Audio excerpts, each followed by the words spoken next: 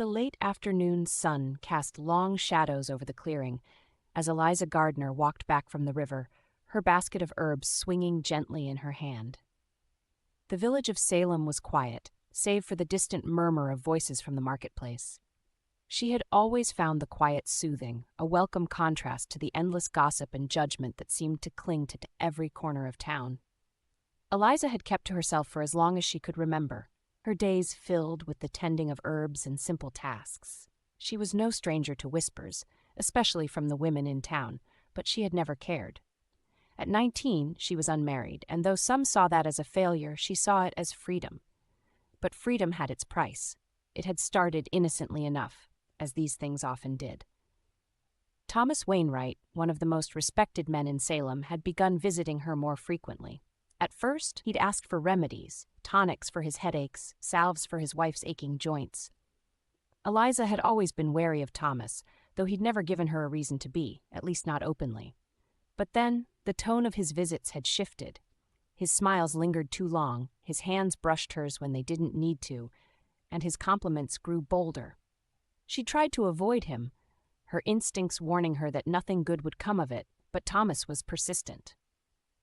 He was a man used to getting what he wanted, and his desire had shifted from remedies to Eliza herself. It was on a cool evening, not long after the harvest, that he'd cornered her near the edge of the woods. His voice was smooth, dripping with false charm, as he spoke of his admiration for her, how she was unlike the other women, how she stirred something in him. Eliza had listened, her heart pounding in her chest, but she said nothing. She had no interest in being his plaything, his secret affair, hidden away from the world while his wife remained blissfully ignorant.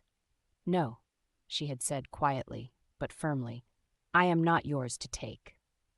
His expression had changed then. The charming facade fell away, and what replaced it was a cold, calculating anger. He had muttered something under his breath, something about women who didn't know their place, and then he had left. For a few days, she had allowed herself to believe that it was over, that Thomas would find someone else to focus his attentions on. But the world had a way of twisting hope into fear. The rumors began slowly, whispered behind hands in the marketplace, in the church. People avoided her, turning their eyes away when she passed. The accusations followed soon after. Unnatural behavior, consorting with the devil, witchcraft. It was the only weapon they needed. Thomas was careful. He said nothing outright, but his silence was damning enough. He had planted the seed of doubt, and now it grew, watered by fear and envy. He was respected, a man of influence. Who would question him? And Eliza? She was young, unmarried, and had always been different. The perfect target. By the time the elders summoned her to stand trial, it was too late to fight back. The hysteria had taken hold. Eliza stood in the center of the room, surrounded by faces that had once smiled at her, now twisted in suspicion and contempt. The accusations came from all sides.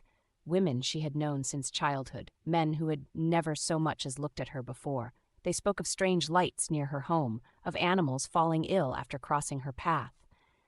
And at the back of the room, Thomas Wainwright stood, his face a mask of concern, as if he were just another innocent bystander in this nightmare. His eyes met hers for a brief moment, and in that gaze, Eliza saw the truth. He had won. She tried to speak, to defend herself, but the words caught in her throat.